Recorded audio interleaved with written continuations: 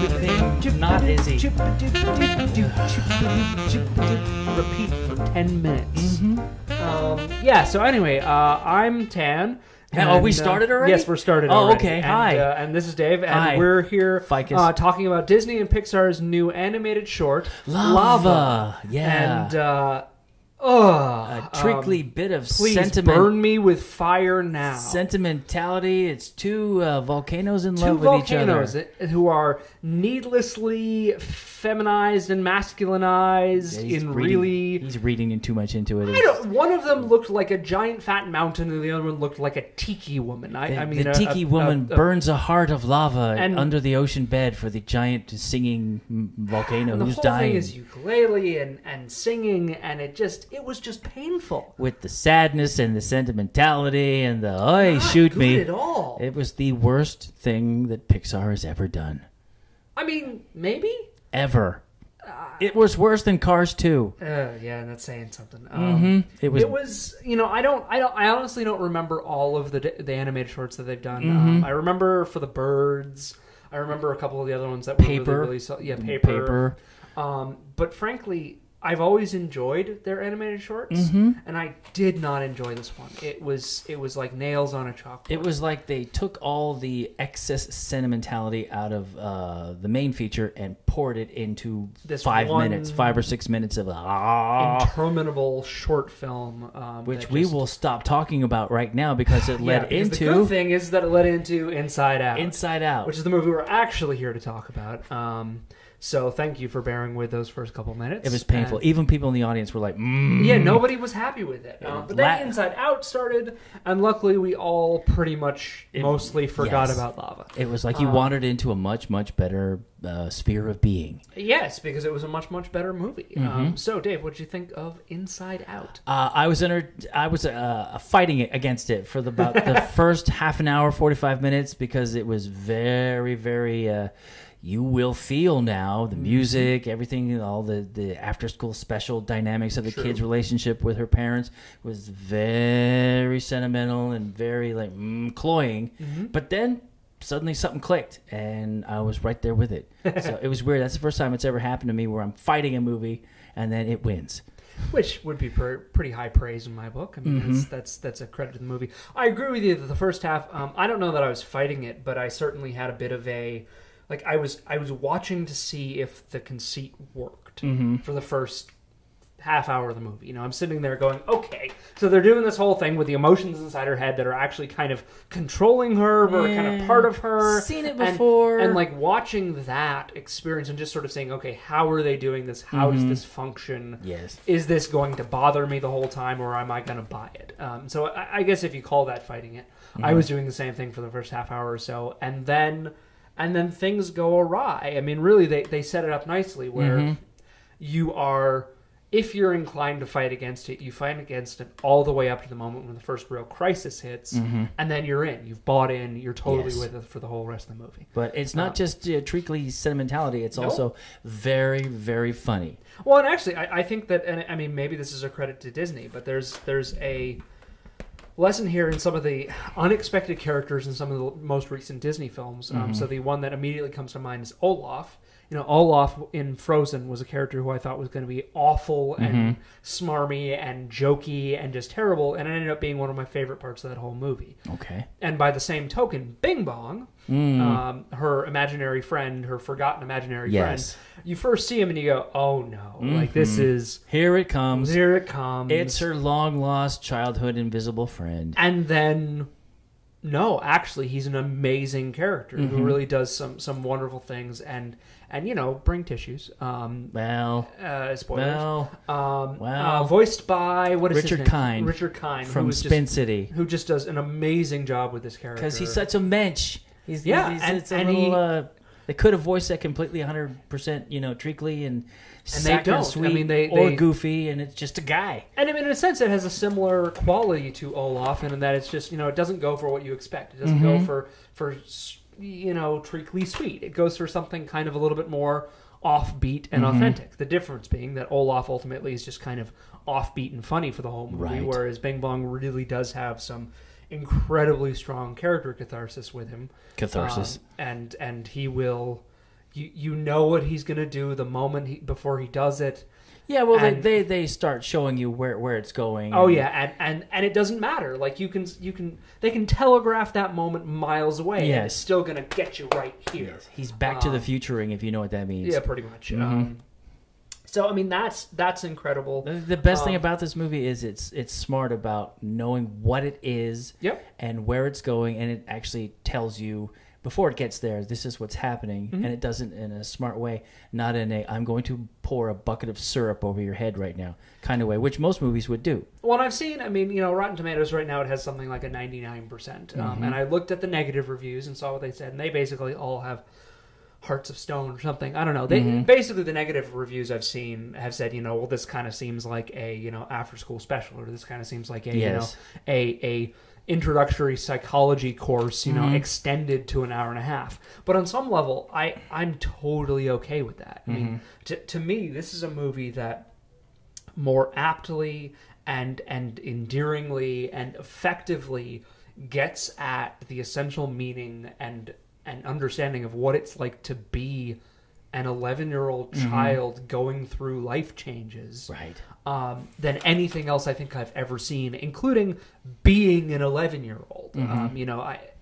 It understands 11-year-olds better than I did, having been one, and I think than you do, having been one, and than any of us do, having been one.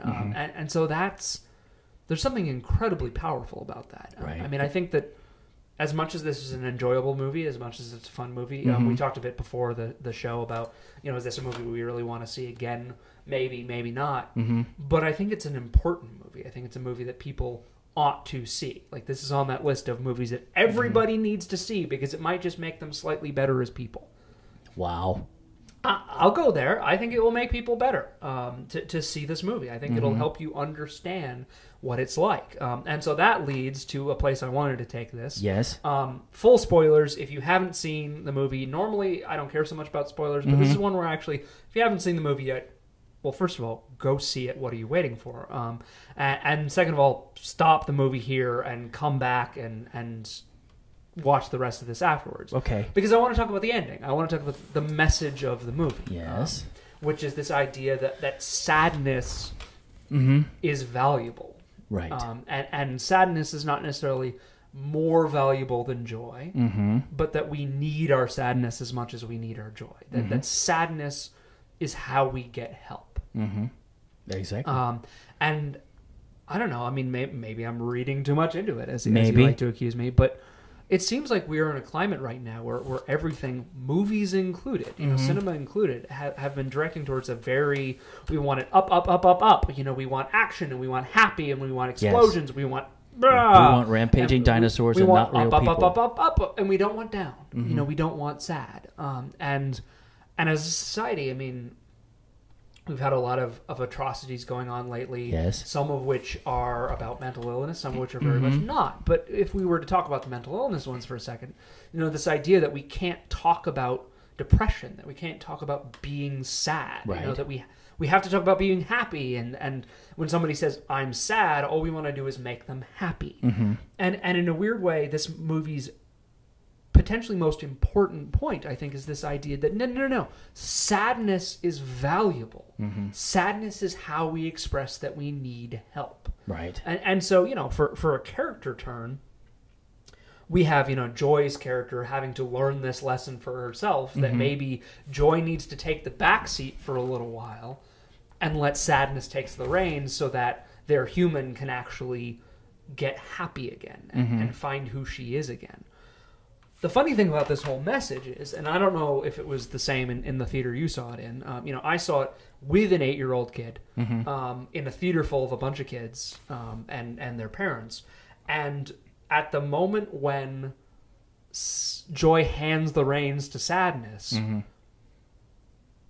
the kids all kind of collectively went, no, don't let sadness no, isn't Joy's the good guy. Sadness has been bringing her down this whole time. Don't let that happen.